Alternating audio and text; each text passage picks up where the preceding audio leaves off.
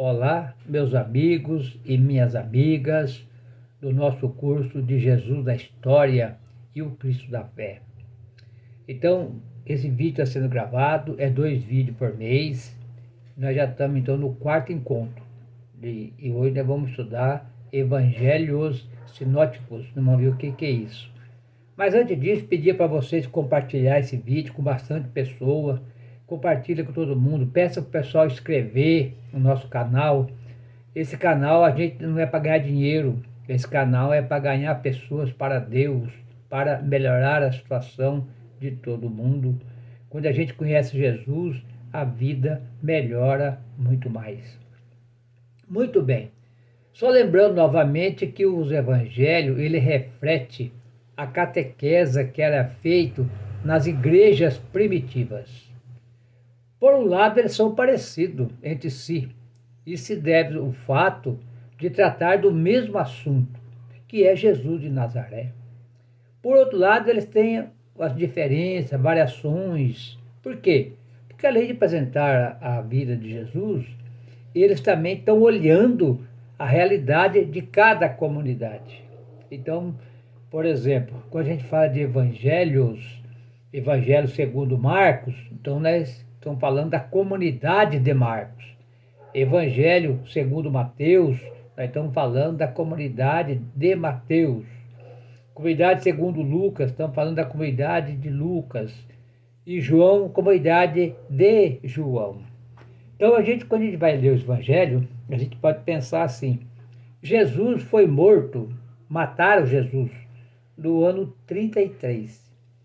A vida pública de Jesus foi curta, foi só 3 anos. Antes, Jesus estava lá, era criança, Jesus foi jovem, trabalhava na carpintaria com seu pai, né?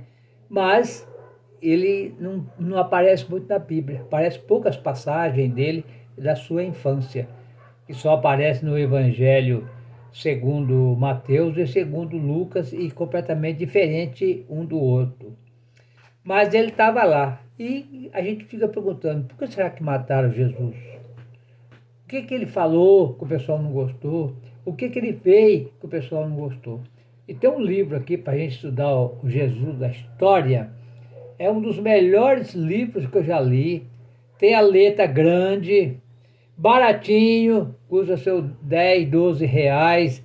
E você vai aprender tanta coisa boa aqui do nosso amigo e irmão Carlos Mester, com Jesus na contramão. Então, ele foi assassinado pelo poder político da sua época e o poder religioso. Quem que mandava? Era o Império Romano, esse era o poder político. E o poder religioso era o judaísmo. Muito bem. Então, as comunidades que estavam ali, cada um, os 4 evangelistas olhando para Jesus. É como se fossem 4 filhos, ou filhos e filhas, olhando para uma fotografia do seu pai, da sua mãe, que está na parede. E eles começam a lembrar de toda a sua vida que eles passaram com sua mãe e com seu pai. 4, olhando para a mesma fotografia. Mas cada um morando num estado diferente, um longe do outro. Um morando no Rio Grande do Sul, outro morando lá no Piauí, outro morando lá no Amazonas, outro morando no Mato Grosso. Muito longe um do outro. Então, cada um deles vão lembrarem tudo aquilo que eles aprenderam com o pai e com a mãe. E vão passar para os seus filhos e suas filhas, mas aonde estão morando. É uma outra cultura, é um outro jeito de pensar, e o tempo já passou. Por exemplo, Jesus está no ano 33, quando ele foi morto, né? O primeiro evangelho, que é o Evangelho segundo Marcos, eles já estão no ano 70, 75. Olha, já passou 40 anos da morte de Jesus. E eles estão lá, como se fosse uma bibliografia de Jesus, entre aspas, contando a história de Jesus, mas morando 40 anos depois, em outro lugar completamente diferente. Então eles fazem uma comparação daquele Jesus com a época com que eles estão estudando. Isso aí é chamado, pessoal, de evangelho. Lá na frente é chamado de evangelho. Eles querem fazer, então, uma catequese. Bom, hoje, então, nós vamos especificar o evangelho sinótico. A palavra sinótica, ela vem do grego, que significa mesma visão. Ó, sim, a palavra sim, ela é com N, porque tem a palavra sim da nossa linguagem, é com M. A palavra sim, com N, significa mesma visão, mesma ótica. Eu estou olhando para Jesus, vocês aí estão olhando para Jesus, outras pessoas estão olhando para Jesus, mas nós estamos vendo a mesma ótica. Qual Jesus nós estamos vendo? Nós estamos vendo o Jesus da história e o Cristo da fé.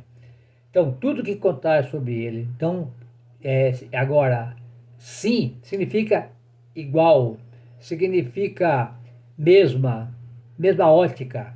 Quer dizer, mesma ótica, gostar das mesmas coisas. Você gosta de Jesus? Eu também gosto de Jesus. Então, isso significa a mesma ótica. Então, colocando essa palavra unida, fica sinóticos. Quer dizer, mesma visão. O mesmo óculo, vamos dizer assim, né? Que a palavra ótica vem de óculos. Quando você vai comprar um óculos, você vai na ótica, né? Muito bem. Marco foi o primeiro a escrever o Evangelho, como eu já falei aqui. Mas mais de 15 anos depois, vem o Evangelho segundo Mateus, perdão. Vem o Evangelho segundo Mateus, e lá no ano 90, 95, vem o Evangelho segundo Lucas. Quando Lucas foi escrever o seu Evangelho, no ano 85, já fazia 15 anos, né? Ou 10 anos, 15 anos depois, que o Marcos já tinha escrito o seu Evangelho. Então, o que acontece? Ele já tinha essa fonte. Tudo bem. Até é bastante interessante quando você vai olhar aqui o Evangelho segundo Marcos, vou pegar para vocês aqui, que é o Evangelho segundo Marcos, capítulo 1, né? Então vai aparecer, é interessante, vai dizer assim, ó. Vamos pegar aqui o segundo Marcos, já estou achando aqui. Vai dizer, logo no comecinho, vai dizer assim, ó. Evangelho segundo Marcos, capítulo 1, vai dizer assim, e versículo 1. Princípio do Evangelho de Jesus Cristo, Filho de Deus. Princípio do Evangelho de Jesus Cristo, Filho de Deus. Quando ele escreve assim, princípio do Evangelho significa boa notícia. Boa notícia de quem? De Jesus. Veio trazer essa boa notícia para nós. Mas muita gente não gostou dessa boa notícia. E por isso mataram ele, né? Então não foi boa notícia para todos. Foi boa notícia para aqueles que acreditaram nele. Aqueles que acreditaram na salvação, aqueles que tinham amor pela comunidade, tinham amor pelas pessoas. Agora, esse termo aqui, olha, princípio, quer dizer, começo da boa notícia, boa notícia de Jesus Cristo, ou Jesus, o Messias, Filho de Deus, só tem aqui no Evangelho segundo Marcos. O Evangelho segundo Mateus, segundo Lucas, não tem. Por quê? Não precisa. Porque eu já colocou aqui. Então, quando Mateus foi escrever o seu Evangelho, e o Lucas também, eles copiaram de Marcos. O Mateus copiou de Marcos e o Lucas também copiou de Marcos. Fazendo uma pequena modificação aqui ou ali, eles também, pouca coisa, às vezes o Evangelho segundo Mateus é um pouco mais extenso, ele detalha mais. Vamos dar um exemplo.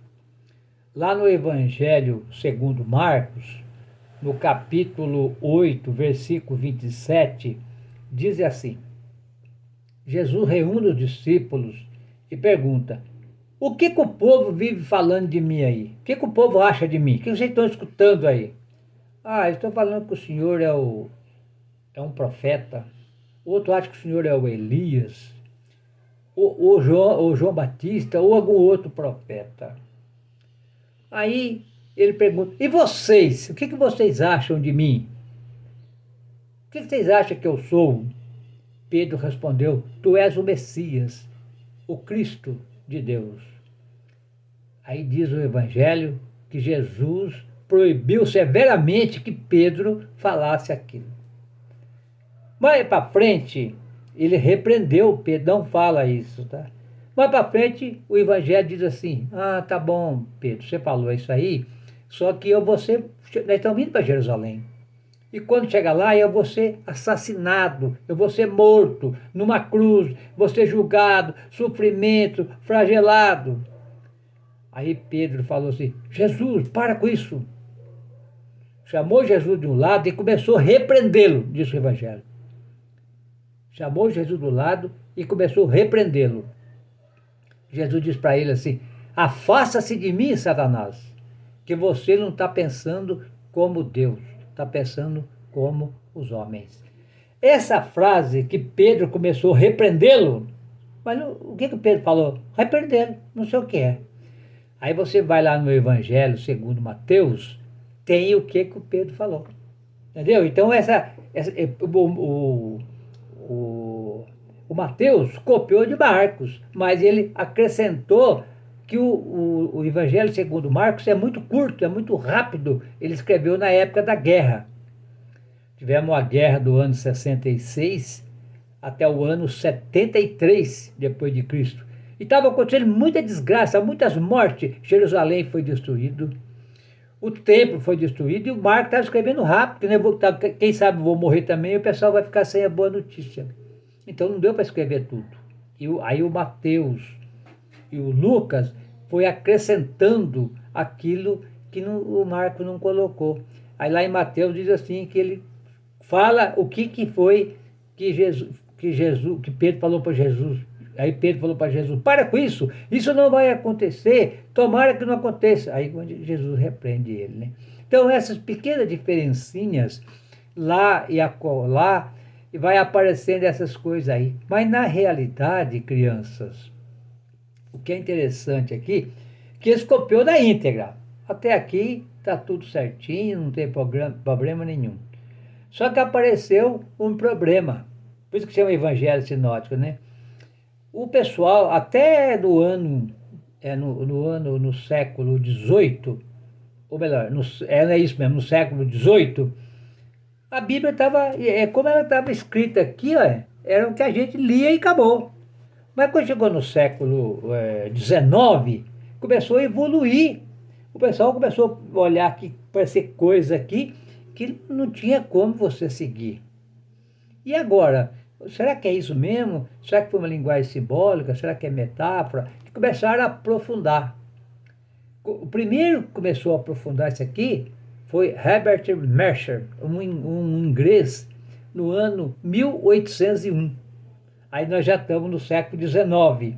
Depois de 1831 até 1846, os alemães começaram a fazer uma pesquisa e descobriu algumas coisas interessantes. Por exemplo, que eles copiaram de Marcos, não tem nenhum problema, está correto. Nós descobrimos que está aqui no Evangelho segundo Marcos e está também no Evangelho segundo Mateus e segundo Lucas. E a gente chama de Evangelho paralelo, né?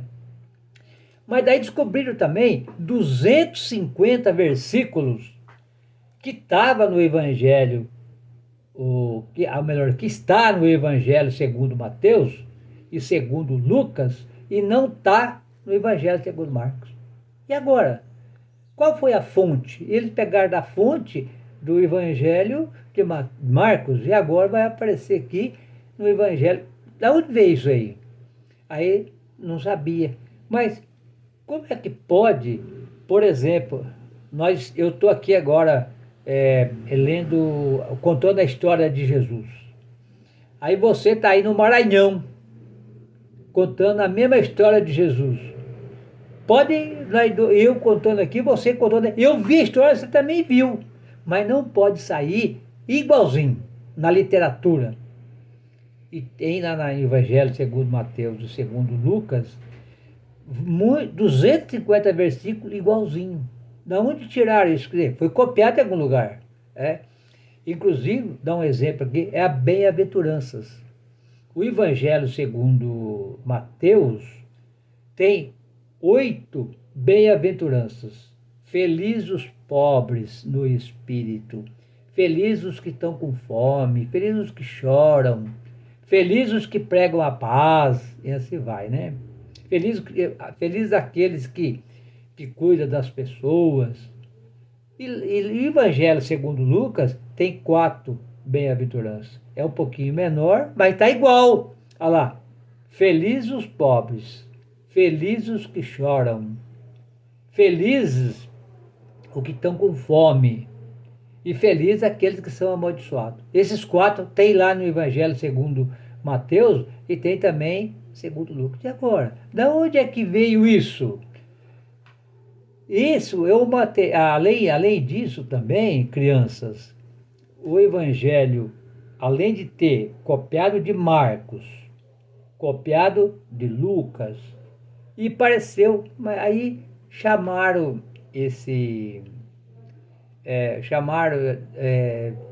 essa pesquisa, fazer uma pesquisa, eles chamaram de fonte Q.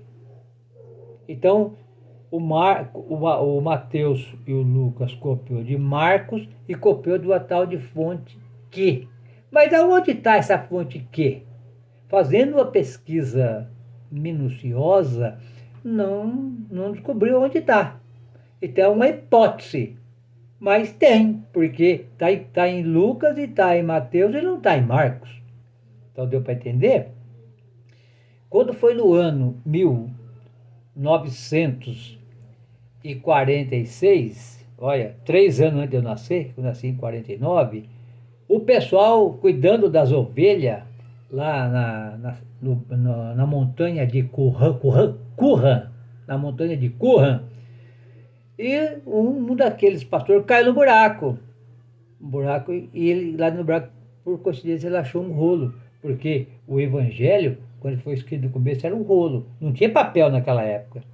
Ele escrevia no pergaminho. Pergaminho é um tipo de um. É como se fosse assim, taboa que nós tem aqui hoje. Ele seca bem aqui, ele fica como se fosse papel. Ou escrevia no couro. Pegava o couro da ovelha, secava e escrevia no couro. Aí chamava pergaminho, porque tem a cidade de Pérgamo. Nas cartas do Apocalipse, lá na Apocalipse de João, então João escreve 7 cartas para 7 comunidades. Uma é Pérgamo, porque ela fazia muito pergaminho para o pessoal escrever. Muito bem. Aí acharam.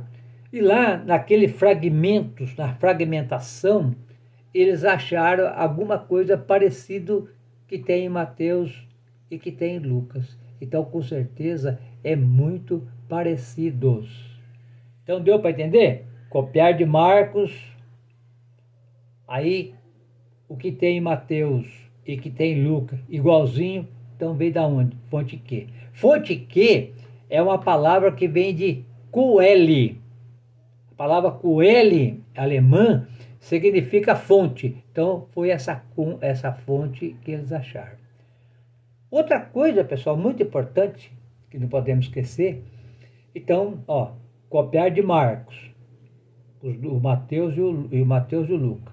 Copiar da fonte Q, 2 coisas. Então, eles têm a fonte de Marcos e a fonte de Q, está lá no Evangelho deles. Só que tem vários textos que só tem em Mateus. Por exemplo, a parábola do trabalhador, Mateus 20, de 1 a 16. A parábola do fim do mundo, Mateus 25, do 31 ao 46, só tem em Mateus. Da onde vem isso? Isso aí chama-se um material exclusivo da comunidade mateana. Porque além de eles copiar, o autor ou autora, copiar do Marcos, da fonte Q, eles também deram a ideia deles também. Não ficou só copiado. Eles copiaram, mas também produziu o material deles falando de Jesus. Na realidade dele, o que eu vi? Mesma coisa é o Lucas. O Lucas tem 40 textos que é exclusivamente de Lucas. Não tem nenhum outro evangelho. Por exemplo, a história do pobre e do rico. A parábola, né? Só tem lá em Lucas. Outras várias parábolas só tem lá em Lucas. Então, por isso, pessoal, é um material exclusivo. Por exemplo, o relato da infância de Jesus. Só tem em Mateus e em Lucas. Não tem em Marcos, não tem na fonte Q. Só que você vai olhar o capítulo 1 e 2 de 2 Mateus, ele conta a história de Jesus, o nascimento de Jesus de um jeito. E o o Lucas conta de outro jeito. Mas por que um contou diferente do outro? Porque ele não está sabendo do jeito que está contando lá o Mateus. E nem o Lucas sabe também que o Mateus está contando, nem o Mateus sabe como é Lucas. É que chama-se ótica, né? Eles estão contando. Por exemplo, em Lucas, Jesus nasceu em Belém, numa estrebaria. Estrebaria, para nós que morava na roça, é o coxo. No Evangelho, nasceu na estrebaria, ficou lá. Onde estavam os cavalos, né? O pessoal estava viajando, é que nem hoje, eles estão viajando, né? Arruma um estacionamento para o nosso carro. Era o estacionamento para os cavalos, para os burros. O pessoal puxava a carroça, andava a cavalo, colocava lá. Lá tinha água, dava comida, né, para o cavalo, e onde estava na hospedagem. Vamos supor como se fosse uma pousada hoje. Embaixo ficavam os cavalos. Lá ficou Jesus, diz o Evangelho segundo Lucas. Já Mateus já fala que Jesus nasceu em casa. Quem que está certo? Mateus ou Lucas? Aqui não interessa quem está certo, quem está errado. Ninguém está errado, ninguém está certo. Está todo mundo certo. Por quê? Eles estão contando a história a partir da ótica da comunidade. O Lucas vivia num lugar, o Mateus vivia outro. O Mateus fala que o reino dos céus é como um homem que cavou fundo. O Mateus fala que o homem fez a casa em cima da rocha. Pegou os alicerces em cima da rocha. Já o Lucas fala que ele cavou fundo, aliás, para fazer a casa, o alicerce da casa. É pouca diferença, mas é muito parecido. Então, eles são diferentes entre si, mas todos os evangelistas, então, elaboraram o seu evangelho, que nem o caso de Lucas e Mateus, está 40 anos depois, mais de 40 anos. Aí, o ano 90, né? 90, tirando 30 da 90, 30 da 60. 55 anos depois, o Evangelho segundo Mateus e segundo Lucas. Então, estavam na outra vida. Então, pessoal, e outra coisa interessante para a gente encerrar, a gente apresenta esse Evangelho numa forma, que vocês acho que já ouviram falar, chama-se a teoria das duas fontes, que a gente já falou aqui, mas vamos repetir para gravar, para não encerrar o vídeo. Mateus e Lucas olhou para quem? Para Marcos. Marcos é o primeiro. Quando a gente for estudar evangelho por evangelho, a gente vai detalhar mais isso aí, né? E depois, o Lucas e o Mateus têm materiais igual. Olhou para onde? Para a fonte Q. E depois, cada um tem seu material exclusivos. Então, estamos encerrando por aqui os evangelhos sinóticos, que significa parecidos. A palavra sim significa mesma, significa união. Isso deve ser a comunidade, deve ser sim, ter o mesmo amor, o mesmo carinho. Compartilhe esse vídeo, se inscreva lá no canal e se quiser também receber o nosso material muito bonito aqui, apostila, a gente encaminha para vocês também. Entra lá no meu zap. Meu zap é 11 9 7 1 8 9 5 7 4 6 11 971 89 57 46. E peça o seu vídeo, mas identifica, né? Quem que é? Porque tem muito hack hoje em dia, né? Identifica, a gente manda o material para vocês lá no WhatsApp, sem nenhum pagamento, sem nada. Nós estamos aqui para evangelizar. O Senhor esteja conosco. Ele está no meio de nós. E que o Senhor nos abençoe. Em nome do Pai, do Filho e do Espírito Santo. Amém. E até o próximo encontro, se Deus quiser e Ele quer.